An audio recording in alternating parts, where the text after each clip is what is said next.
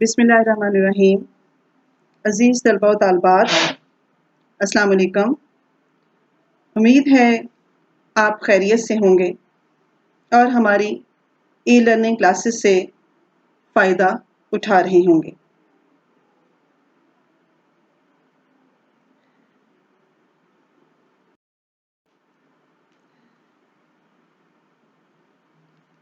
عزیز طلباء و طالبات،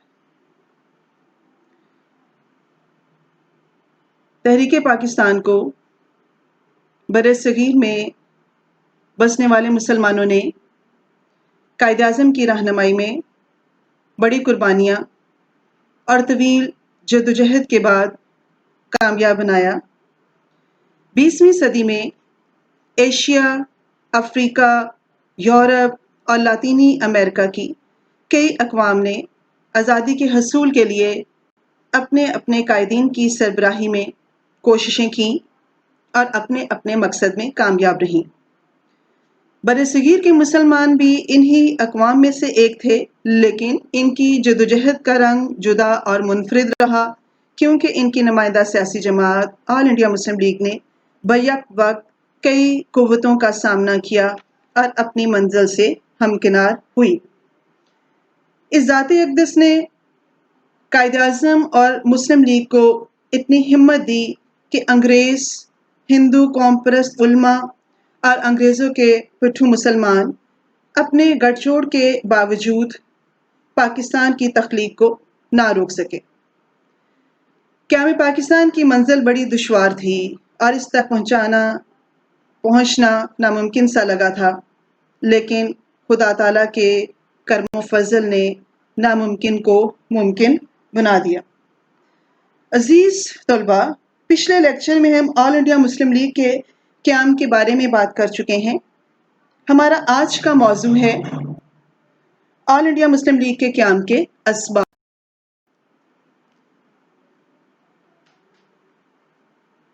ہمارا پہلا جو پوائنٹ ہے، ہندوؤں کی واحد نمائندہ جماعت کانگریس۔ 28 دسمبر 1885 کو بمبئی میں لارڈ اے او ہیوم کی سربراہی میں قائم ہونے والی آل انڈیا نیشنل کانگریس بطور سیاسی جماعت صرف ہندوؤں کی جماعت بن کر رہ گئی تھی، اور کانگریس پر انتہا پسند اور فرقہ پرست ہندو قابض ہو چکے تھے۔ اس لیے مسلمانوں کی ایک علیحدہ سیاسی جماعت کا قیام وقت کی ایک اہم ضرورت تھی۔ دوسرا پوائنٹ ہے فرقہ واریت۔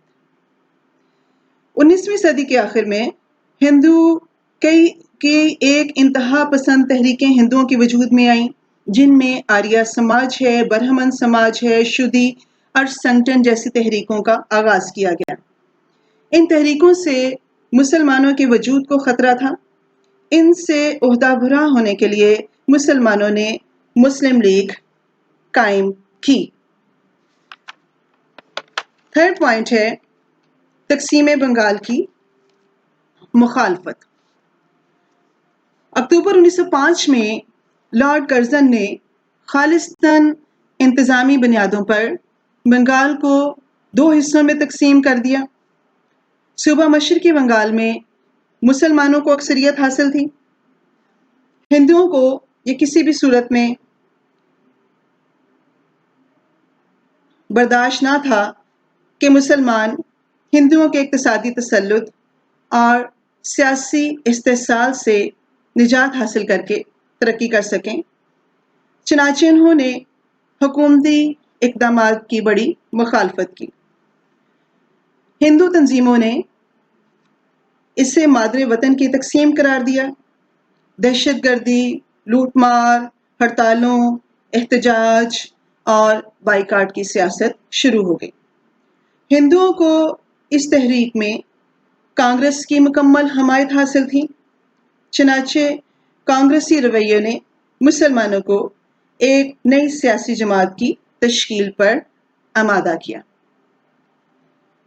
نیکسٹ ہمارا پوائنٹ ہے اردو ہندی تنازع۔ ہندو لیڈر دفتروں میں اردو کی جگہ ہندی رائج کرنے کا مطالبہ کر رہے تھے۔ اور بعض انگریز گورنر بھی اس پر آمادہ ہو گئے تھے۔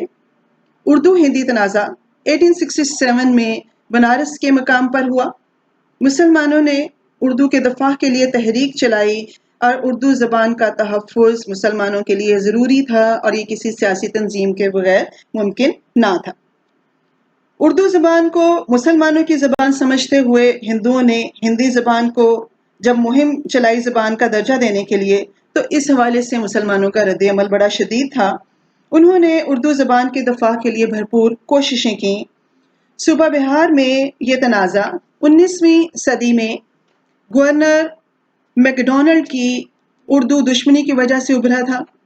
1900 میں جب وہ یو پی کا گورنر تھا تو اس نے ہندی کو عدالتی اور دفتری زبان قرار دے دیا۔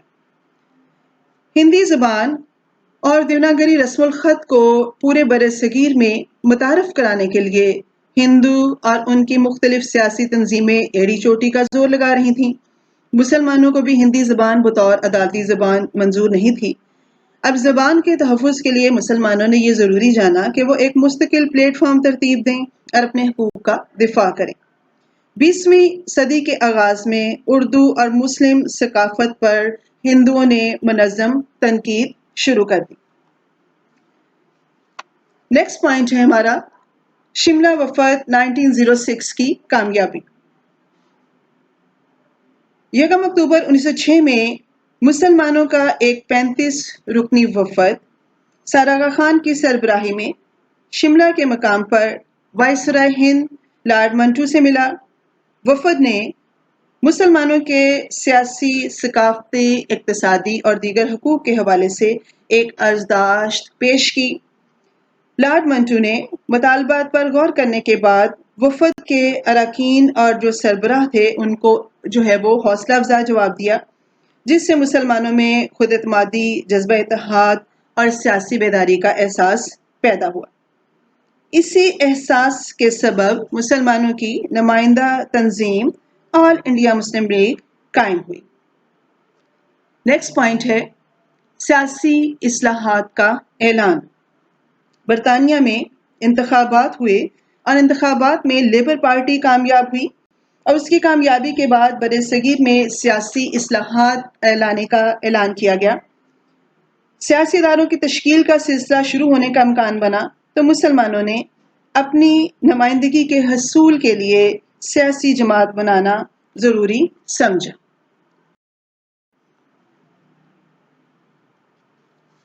نیکسٹ پوائنٹ ہے ہندو فرقہ پرست جماعتوں اور تحریکوں کا مذموم کردار۔ مسلمانوں کے خلاف ہندوؤں میں تعصب تو شروع سے ہی موجود تھا، لیکن 19ویں صدی کے اختتام اور 20ویں صدی کے ابتدائی سالوں میں اس میں زبردست اضافہ ہوا۔ ہندوؤں کی قیادت بال گنگادھر تلک جیسے فرقہ پرست، کٹر اور متعصب ہندوؤں کے ہاتھوں میں تھی، جس نے مسلمانوں کے خلاف معاشرتی، معاشی اور مذہبی سطح پر مختلف مہموں کا آغاز کر رکھا تھا۔ 1892 میں اس نے اپنے اخبار کیسری میں مسلمانوں کے خلاف بہانے بہانے سے ایڈیٹوریل لکھنے شروع کیے ہوئے تھے۔ کبھی گاؤں کشی کے خلاف اور کبھی شدی اور سنگٹن جیسی تحریکوں کے حق میں لکھا اور مسلم دشمنی کی فضا پیدا کر دی۔ تلک کی وجہ سے مذہبی فسادات میں اضافہ ہوا، مذہبی جنون میں اضافہ ہوا اور اسی جذباتی روح میں بال گنگادھر تلک نے نعرہ لگایا کہ ہندوستان ہندوؤں کا ہے۔ آریہ سماج ہندوؤں کی تنظیم تھی، اس نے مسلمانوں کو للکارا اور کہا کہ یا وہ ہندو مت قبول کر لیں یا ہندوستان سے ہجرت کر جائیں، کیونکہ اس ملک میں رہنے کا حق صرف ہندوؤں کو حاصل ہے۔ نیکسٹ ہمارا پوائنٹ ہے ذبح گاؤں کا مسئلہ۔ 1883 میں فرقہ پرست ہندو تنظیم آریہ سماج نے گائے کی حفاظت کے لیے گاؤ رکشا سبھا قائم کی، جس کا مقصد مسلمانوں کو گائے ذبح کرنے سے روکنا تھا۔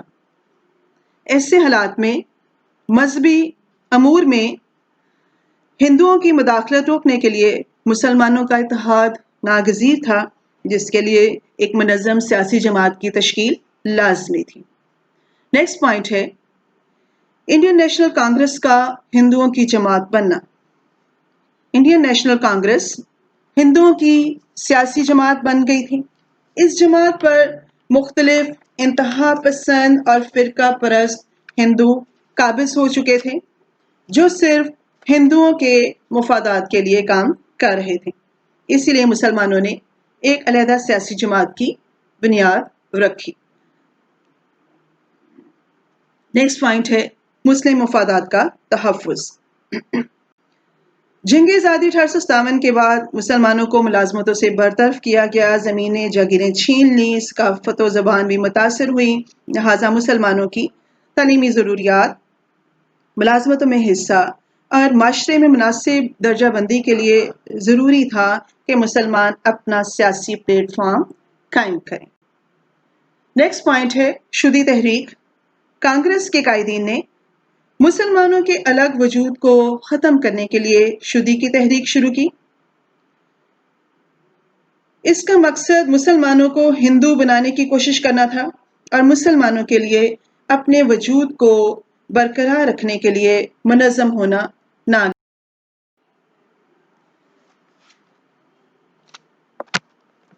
نیکسٹ پوائنٹ ہے جدید ہندو لٹریچر۔ جدید ہندو لٹریچر میں مسلمانوں کو حملہ آور، چور، ڈاکو، لٹیرے اور غاصب قرار دیا جا رہا تھا۔ اس طرح کے زہریلے پروپیگنڈے کا جواب ایک منظم سیاسی جماعت کے بغیر ناممکن تھا۔ بنگلہ ادب میں مسلمانوں کی تاریخ، رسوم و رواج اور تہذیب و تمدن کے خلاف بہت کچھ لکھا گیا۔ اسی دور میں رسوائے زمانہ ترانہ بندے ماترم کو کانگریس نے قومی ترانے کا درجہ دے دیا۔ اس ترانے میں مسلمانوں کے خلاف زہر اگلا گیا تھا۔ ادبی اور ثقافتی محاذ پر ہندو سیاستدانوں کی شہ پر ہندو ادیبوں اور شاعروں کا مسلم دشمن رویہ مسلمانوں کو منظم ہونے کے لیے مجبور کرتا رہا اور آخر کار مسلم لیگ وجود میں آئی۔ مغلیہ عہد میں نیکسٹ پوائنٹ ہے اقتصادی عوامل۔ مسلمانوں کی حالت زار۔ 1857 کی جنگ آزادی کے بعد مسلمانوں کی حالت دن بدن ابتر سے ابتر ہوتی گئی۔ ظلم و ستم کے پہاڑ توڑے جا رہے تھے۔ ایک باقاعدہ منصوبہ بندی کے ذریعے سے مسلمانوں کی معاشی، معاشرتی اور سیاسی حیثیت ختم کر دی گئی تھی۔ مسلمان جو اپنی ثقافت کی وجہ سے دنیا بھر میں مشہور تھے، 2 وقت کی روٹی کے محتاج ہو گئے تھے۔ ملازمتوں پر ہندو یا انگریز قابض تھے۔ مسلمانوں کا ثقافتی ورثہ خطرے میں تھا۔ ان حالات میں ایک سیاسی جماعت کا ہونا بہت ضروری تھا جو ان کے سیاسی، معاشی اور معاشرتی حقوق کی ضامن بن سکے۔ نیکسٹ پوائنٹ ہے اقتصادی عوامل۔ مغلیہ عہد میں مسلمان اقتصادی لحاظ سے خوشحال تھے۔ زندگی کے ہر شعبے میں انہیں برتری حاصل تھی، لیکن انگریز نے مسلم دشمنی کا ثبوت دیتے ہوئے مسلمانوں سے ملازمتیں چھین لیں، جائیدادوں جاگیروں پر قبضہ کر لیا، حتیٰ کہ وہ تمام ذرائع آمدن چھین لیے گئے جن سے وہ خوشحالی کی زندگی بسر کر سکیں۔ شملہ وفد نے مسلم حقوق کے تحفظ کے لیے ایک مستقل سیاسی تنظیم کے قیام کی اشد ضرورت محسوس کی۔ لاسٹ پوائنٹ ہے مسلم لیگ کے قیام کے اسباب کا کہ صنعتی اور زرعی پسماندگی۔ مغلیہ عہد حکومت صنعتی اور زرعی خوشحالی کا دور تھا، لیکن انگریز مسلم دشمنی میں اتنا آگے نکل گئے کہ اس نے تمام صنعتوں کو ہندو اکثریت والے علاقوں میں انہوں نے منتقل کر دیا۔ زرعی بدحالی کا یہ عالم تھا کہ وہ مسلمان جو کبھی جاگیروں کے مالک تھے، اب انگریزوں کی پالیسی کی وجہ سے زمینداروں کی بجائے جاگیروں کے مالک تھے، اب وہ مزارع بن چکے تھے۔ چنانچہ ان حالات میں ایک مستقل سیاسی تنظیم کی اشد ضرورت محسوس کی گئی جو ہندو اور انگریز کے تسلط کا منظم مقابلہ کر سکے۔ یہ سب مسلم لیگ کے قیام کے مسلم لیگ کے جب ہم مقاصد کی بات کرتے ہیں 5 مقاصد ہیں اس کے. پہلا ہے برطانوی حکومت سے تعلقات، حکومت اور مسلمانوں کے درمیان بہتر تعلقات قائم کرنا. دوسرا ہے جذبہ وفاداری، مسلمانوں میں وفاداری کا جذبہ پیدا کرنا. تیسرا پوائنٹ ہے دیگر اقوام کے ساتھ تعلقات، برصغیر کی دیگر اقوام اور سیاسی جماعتوں سے اجتماعی بھلائی کے لیے رابطے قائم کرنا. فورتھ پوائنٹ ہے مسلم حقوق کا تحفظ، مسلمانوں کے حقوق کا تحفظ کرنا. اور ففتھ ہے مسلم مفادات کا حصول، یعنی مسلمانوں کے مفادات حاصل کرنے کے لیے حکومت اور دیگر حلقوں کے ساتھ مل جل کر کام کرنا.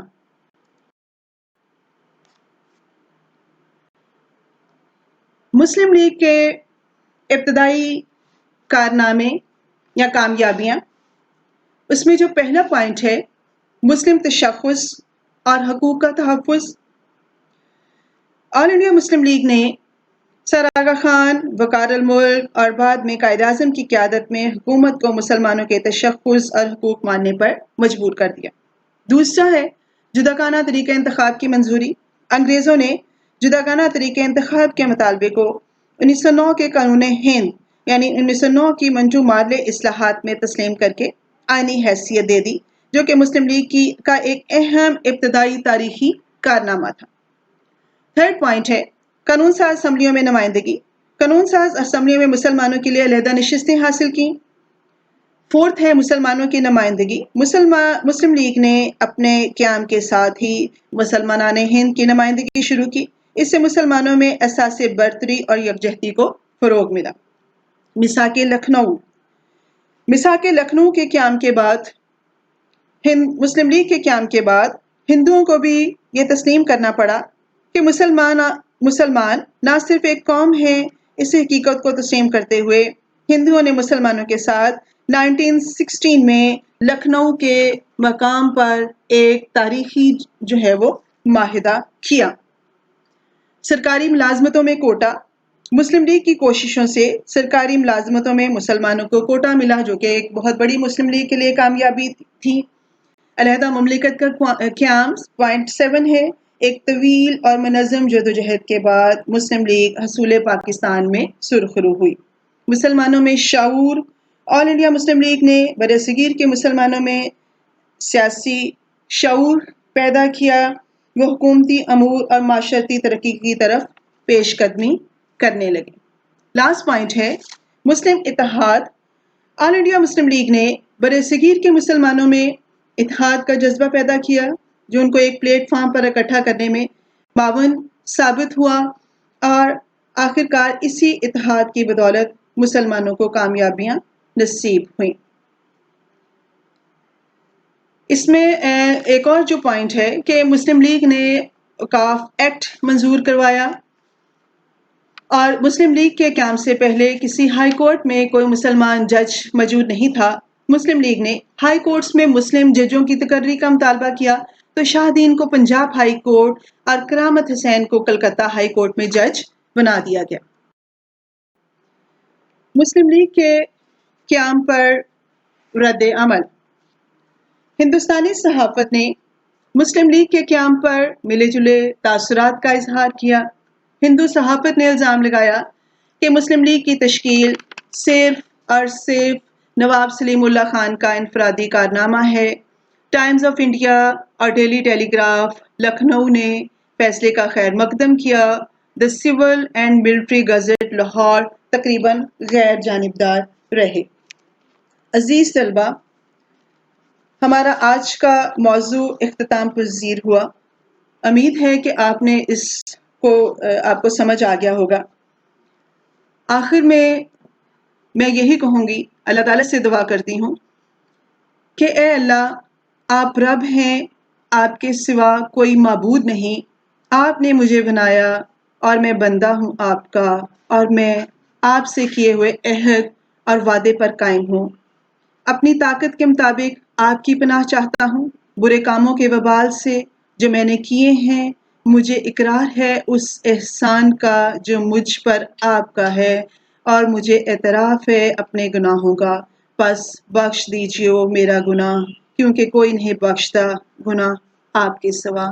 آمین یا رب العالمین۔ اللہ حافظ۔